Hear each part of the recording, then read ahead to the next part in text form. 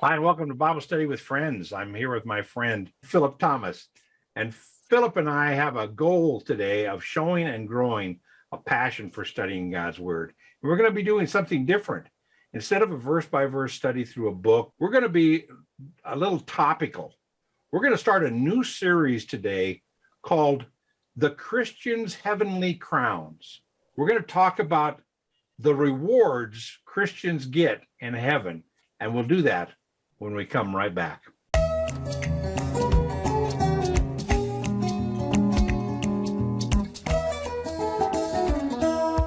Well, hi, and welcome back to Bible Study with Friends. This is a real Bible study between friends. There's no script. There's no rehearsal. This is what it looks like when two friends get together. And I think a while back, Philip made an inquiry about wanting to know more information about the heavenly crowns, the rewards that Christians get. Now, you may not have even heard of the heavenly crowns that we're going to receive, but I hope this is informative and a blessing to you. If it is a blessing, subscribe, hit the like button, and even feel free to comment. We'd welcome your comments and I'll respond to them. How you doing, Philip? I'm doing well. I'm doing really well. Are you ready to put on your learning cap and get some new information? Yep, I'm excited. All right. Well, we're going to study the four crowns that Christians can receive in heaven. And we're going to divide this into four things.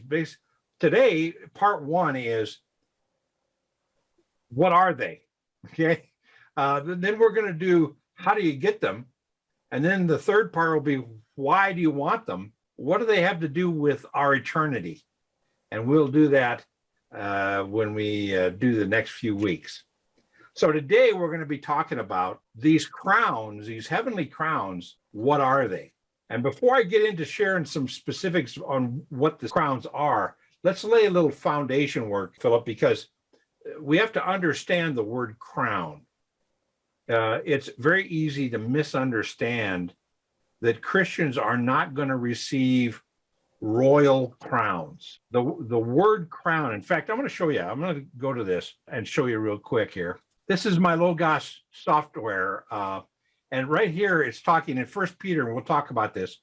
It talks about the crown of glory right here in verse 4. When the chief shepherd appears, you will receive the unfading crown of glory. I want to show you this word crown, Philip. If we hit on that, the Greek word for crown is Stephanos, right there. Mm-hmm. And it basically means, if you go down, it means a wreath. And I'll show you what I mean by that by going to another verse. Down here in verse 25 of 1 Corinthians chapter 9, verse 25 says, everyone who competes in the games exercises self-control in all things, then they do it to receive a perishable wreath. You see that word wreath? Yeah. Now, if we hit the Greek for the word wreath, you see what it is? Stephanos. It's exactly the same word as crown. Okay, now here's that word, Stephanos.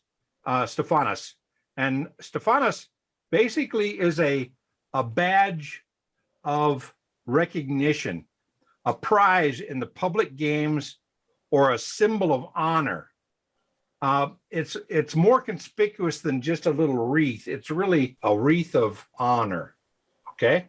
So when we're talking about crowns, we're going to talk about crowns up here in a second. I want to show you that word is different. The next Greek word is diadem. See that? Mm-hmm.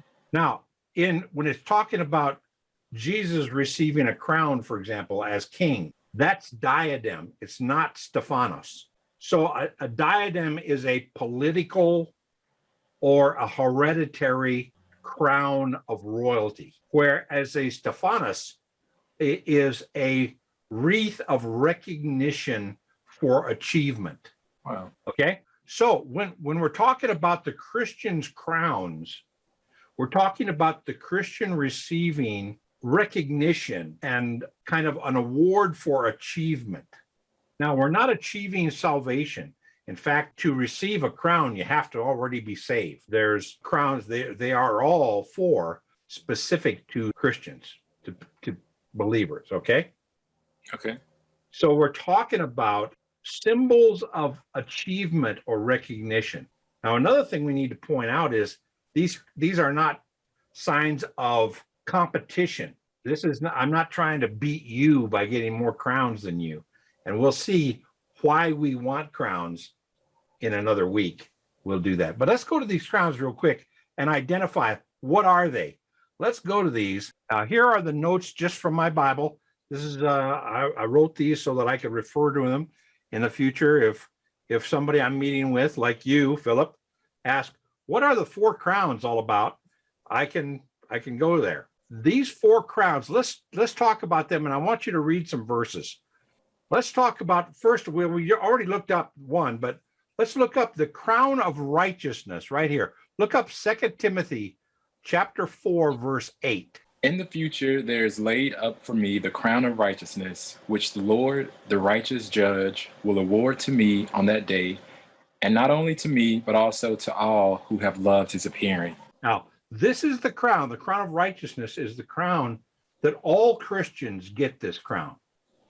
To be a Christian, you have to accept the fact that Christ came to be your Savior and Lord and love the fact of his appearing.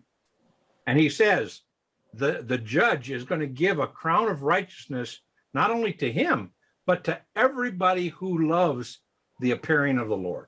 So all believers are going to get a crown of righteousness in heaven. All right. Now, the next one is a crown of life. And there, I'm going to show you 3 verses.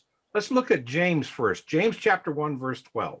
Blessed is a man who perseveres under trial, for once he has been approved, he will receive the crown of life which has been approved. Which has been promised. Which has been promised. Sorry. All right. Now, so this is the crown of life. Now, there's some other verses, Revelation chapter 2, verse 10, and Revelation chapter 3, verse 11. We won't go and look those up, but all talk about the crown of life given to those who persevere under trials. So if you're going through hard times and you are persevering and you're being faithful to the Lord through hard times, you will receive the crown of life.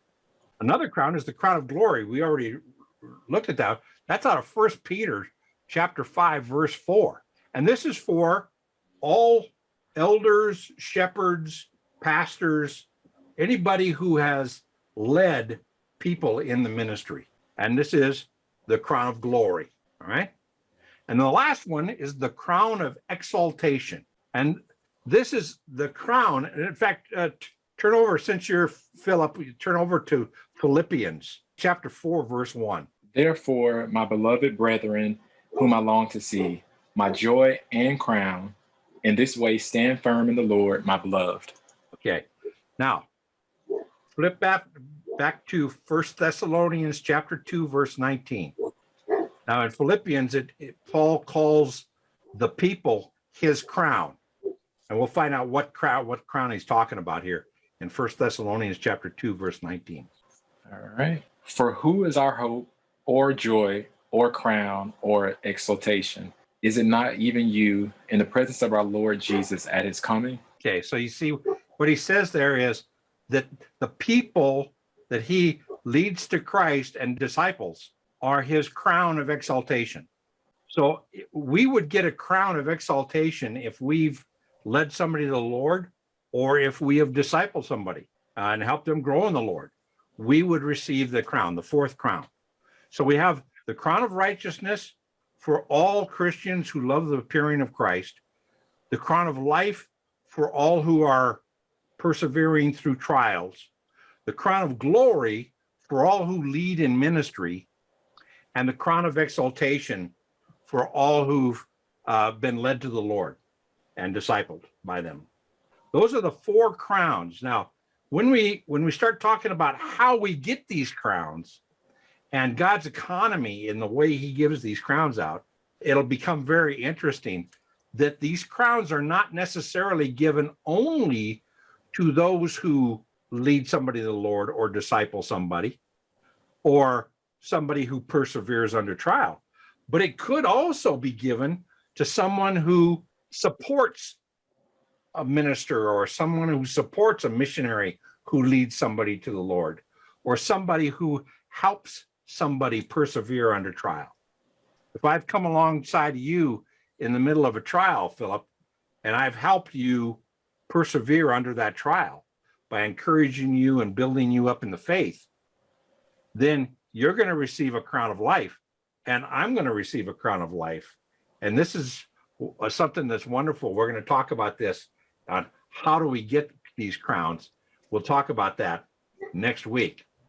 So I hope this has been a blessing to you. You get a feel for these 4 crowns? Oh, yeah. These are garlands. These are rewards of achievement. The same way in Matthew, it talks about the parable of the minas in Matthew, where there's rewards given by the master for how well they did with the gifts they were given. Remember? Yeah. Also in Luke 19, it talks about that, where the parable of the talents, where the master comes back and basically says, I'm now going to judge you for how good you did with the gifts I gave you. And that's this idea of being judged for rewards. And we'll talk about that next week when we come back. Thanks for being with us. Thanks, Philip. Hey, you're welcome. Thank you. So I'm going to say thanks for tuning in. And listen, next week we'll do part 2 of how we get these rewards.